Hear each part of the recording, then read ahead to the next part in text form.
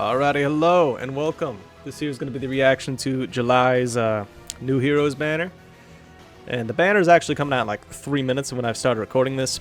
I just wanted to have a quick little chill and discussion before that happened.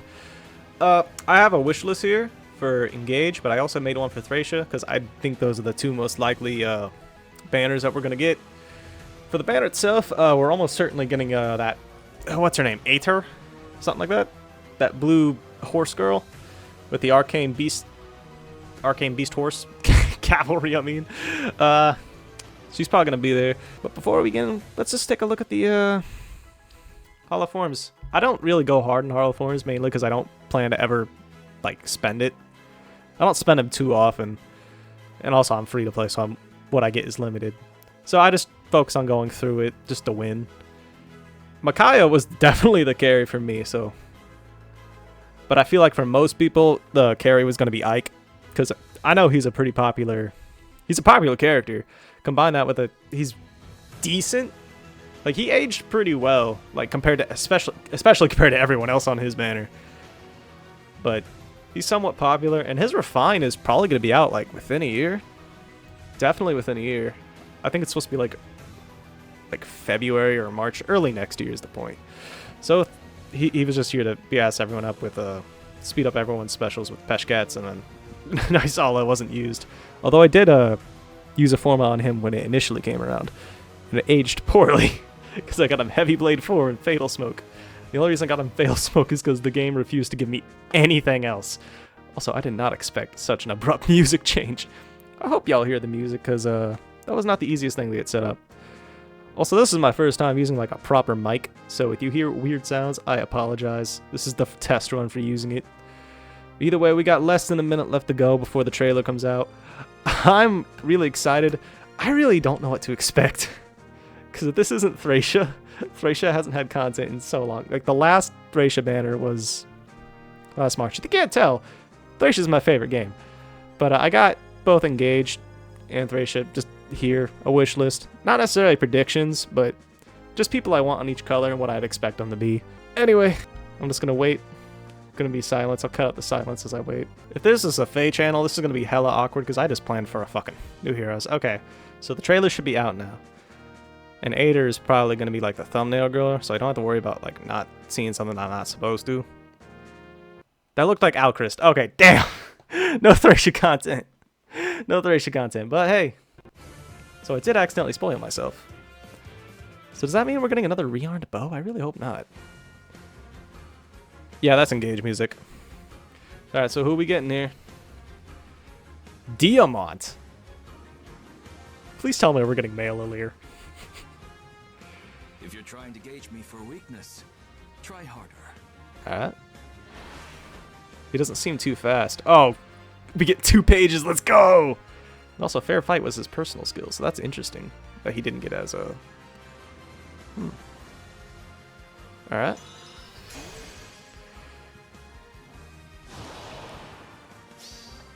No less than victory.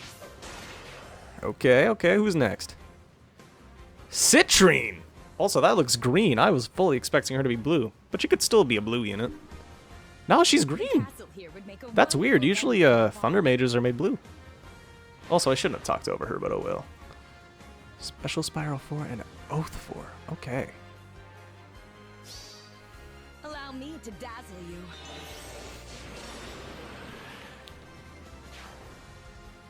I like offensive green tones. That's awesome. New rearmed, and this is probably Horse Girl. Right? No! It's Alchrist! Also, why are you third? Unless we're getting 2 rearmed units. Say it. I'm a waste. Also, another rearmed bow. I just want rearmed blue tone. Please and thank you. Dark.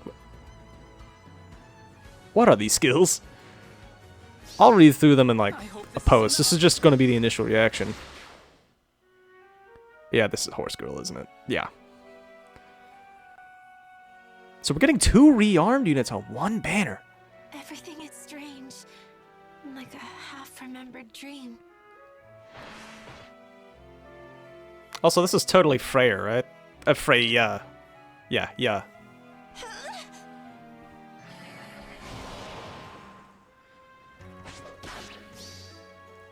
forgive me for this. So I got no one on my wish list. Lol. Oh my god. Alright, but hey, who's the free to play? Who's the free to play? It might be Morian. It is that is Alear is the free to play. So I did get what I want, technically. Unless he's in insta demote. Oh. No. So he is the Grail unit. So I got 2 of the people I wanted on my wish list. Never mind. That's pretty hype. And it's 2 sparks. That is very convenient, because I'm one of the people who need to get 1 copy of every single rearmed unit. Oh! So we're getting him for free? And Zephia is the... Oh, Zephia so soon. You know, that's awesome. And we're getting a free male Alear. What is this? He gets his own separate trailer. I did not expect this. This makes the recording thing a little harder, but oh well. Is he like a legendary? New hero? Why are we getting just 1 trailer for 1 character? Also, why make it 2 trailers instead of 1 longer one? Can I please make this video larger? Doesn't seem to be legendary or anything. I'm amazed by Also, how many why did it emblems- skip? I mean, heroes you have here. So we're getting a free copy of this, and yep, same exact weapon. Also same B skill, I believe. And A skill. I think it's just the C that's different. I am the divine dragon. Also, I love this artwork. As a login bonus. So unlike Male Byleth, you don't actually need to own the game. So that's pretty neat. Oh, and they gotta advertise Veronica's there. Alright, that was fun. So, hey, let me know how much you like this banner and the thing we're up. You can tell I'm new. Just leave any suggestions of compliments or anything. I don't know. Compliment me. I'm greedy. Later. So Fair Fight Blade gets its name from his personal skill in Engage, and it's very similar to it, where how it makes it equal for both him and his foe. It comes with slang, and then everything else is based on a 25% HP conditional. If his HP is above 25% at the start of combat, he gets +5 to all stats. Bonus damage equals to 25% of the unit's defense and reduces damage by 25% of his defense, a la like Asker, for example. Ignores damage reduction. He gets offensive NFU. He also gets anti-offensive NFU. And it'd be like as if the foe also had it on them. It's a very interesting effect, kind of like how his thing worked in Engage.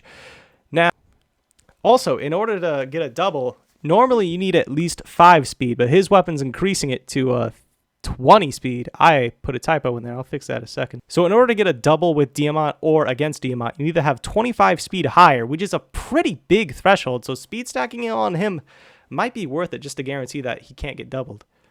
Besides that, he also has -1 cooldown before the first attack, kind of like Brave Tiki has. And now, if his HP is above 25% HP and the foe initiates combat, he gets anti-guard, and he'll get 10 HP if he activates a special that deals damage. It's a pretty interesting unit. Definitely unique. And if I was a big Diamant fan, which I kind of am, I'd be pretty happy with this overall. Keeping up with the trends, Citrine here also has a very unique weapon. Ignoring the fact that she also has slang, which is not unique and very generic these days, she gets many effects at the start of her turn. At the start of turn 1, she gets Quick Impulse ×2, or a self-special spiral, whatever you want to call it. She also grants herself, if unit initiates combat, unit makes a guaranteed follow-up. This is going to be a visible effect, kind of like how Speed Infantry Tactic grants everyone NFU within 2 spaces at the start of the turn. And also, she has a unique effect of, at the start of turn, if she has more than 25% HP, after all those at the start of turn effects activate, she'll grant her visible buffs to everyone around her. So if you put her in the middle of all your allies, she'll grant that guaranteed follow-up to everyone within 2 spaces, and it would still count as a visible effect. You can also get other start of turn effects, like, for example, Charge from Alear. If you could somehow get that onto Citrine, she'd give that charge to everyone around her as well. When we get to the actual combat, her weapon's a lot more tame, which is fine considering how much she gets at the start of the turn. If her HP is above 25% HP, she gets Omni +5, and she deals true damage equals to 15% of her res, and this also impacts AoEs. We're going to take a look at Alchrist's new skills before we move on to the bow itself. First up, we got Flash Sparrow. This is going to be inheritable, probably only to ranged units. It initiates combat, grants attack speed +7. which is pretty standard for the Sparrow variants.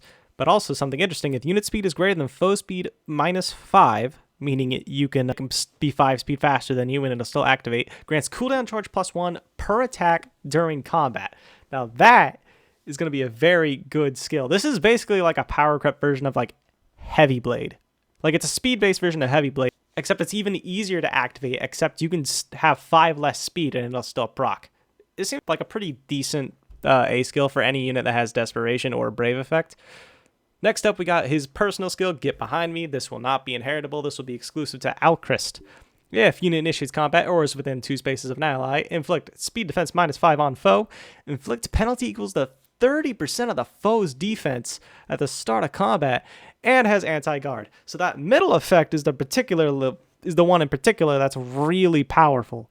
So basically, if a unit has like, say, 60 defense, you're just going to reduce 18 points of that for free, and it counts as a penalty. So I think some things like foe penalty doubler would count for that. I'm not entirely sure. This will probably require a little bit of testing. Now we're going to look at his rearmed bow, and it seems pretty good, just like Nastrand was. This one gives you slaying, as always, and flyer effectiveness, as always. If unit initiates combat, you get +6 attack and speed, neutralize your penalties, offensive null follow-up, and desperation. Now, mind you, it doesn't give you a guaranteed follow-up attack. You're only going to get the desperation if you can make a follow-up attack, which in this day and age, it's not impossible. There's plenty of sources of getting guaranteed follow-up attacks, including just being fast. This weapon's going to be extremely good combined with his A skill, especially if you can get a Brave effect in there too, because you'll get 4 attacks in a row with cooldown acceleration. If you can combine that with some kind of anti-guard, you are in such a good position to deal a lot of damage and just shred saved tanks. So this bow seems pretty good. I think it's better than the Strand. Admittedly, I don't remember what it does off the top of my head, so haha, tee professional here. Just like with Alchrist, we're going to go over the new skills. Beast Sense 4 is a very interesting skill and a much long-awaited skill for beast units. It removes your transform condition like all the other beast skills, inflicts speed and defense -4 on the foe, and gives you phantom speed 7 and dodge during combat. All of those are very good conditions. It's basically a tier 4 dodge skills buff for beast units, except slightly worse because it's only 40% instead of the typical 50% that we've been getting. But it's still very good. This fast beast units are going to love this skill. So if you've been waiting for that to come, well, here's your lucky day. Next up is Power of Nihility. Now this is going to be exclusive to Aether. I think that's her name, I already forgot. During combat, if she is adjacent to only one or is not adjacent to anyone, she gets +9 to all stats during combat, cooldown charge +1 per attack, and she gets the Surge Sparrow healing effect. Let's say she has Glimmer equipped. Now, obviously, her weapon has cooldown slaying, so Glimmer is only going to be 1 cooldown. If she lands that Glimmer, she's going to heal 30% of her max HP when it triggers. If she has Ether equipped, she's going to heal 90% of her max HP when it triggers. So we've seen this before, mainly on Brave Erica. You can get a whole lot of healing with these skills. They're all right. And it's good that she has it built into a personal skill with such a good effect. This is going to make her really good on initiating. Something worth noting is that this A skill is still pretty good for Gale Force. So if you're into that, she's going to be pretty useful for that with this A skill equipped. Rounding out the new weapons, we got our first Arcane Beast weapon. This one is going to be for Beast Calves. We can tell because she was just in the Tempest trial. If you look at her weapon, it's only inheritable by the Cavalry Beast skills. Now this weapon is very interesting. It gives you slaying. And if you basically exist, you get Omni +5, you get Binding Necklace, which is Freya's B skill, if you remember that. And you get bonus damage equal to 15% of your speed, and if you're faster than the foe, you get null follow-up. All of those things are very useful in today's day and age. Binding Necklace is a very interesting skill to have in your weapon. Also, basically confirms that this character is Freya, so that's funny.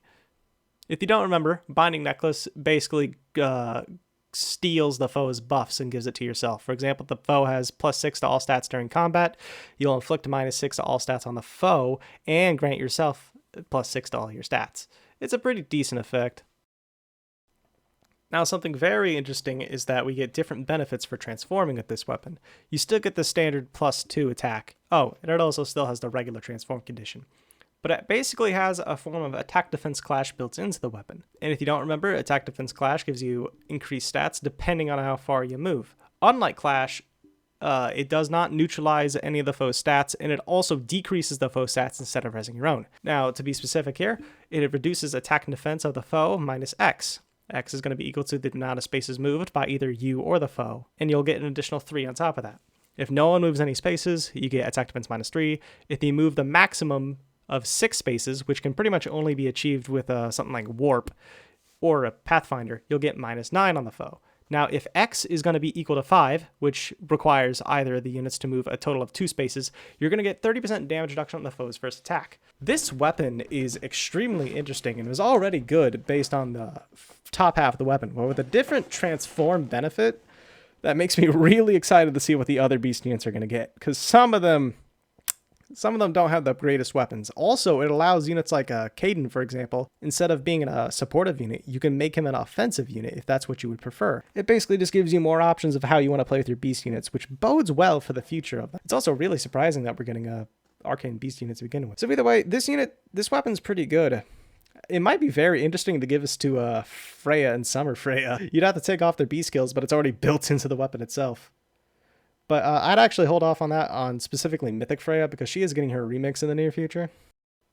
And the only thing left to talk about would be Alear and Lapis. Alear looks like the exact same thing male Alear looks like the exact same thing as female Alear, although I think they had different C skills. Not that they're going to play all too different anyway. Lapis, it didn't look like she had a preference weapon, but she might have. I didn't get a picture ready. I didn't particularly care enough because she didn't look all too interesting. But besides that, hey, that's the end of my first analysis/reaction. I'm never doing an analysis again. Not a big fan of that. But hey, the reaction part was fun. I'm only going to do this if there's going to be Thracia content potential, so don't expect this often. I actually might do a something session. That might be interesting to try. I do want to try new things here. So anyway, hey, I kind of did an outro earlier. I'm going to do another one now. Please leave suggestions to improve or tell me things you liked and didn't like. I'm going to try to breathe a little less loudly. I noticed I did that a few times. I tried to cut out some of it, though, towards the end. But anyway, that'll be it. Thank you for watching this. Have a nice day.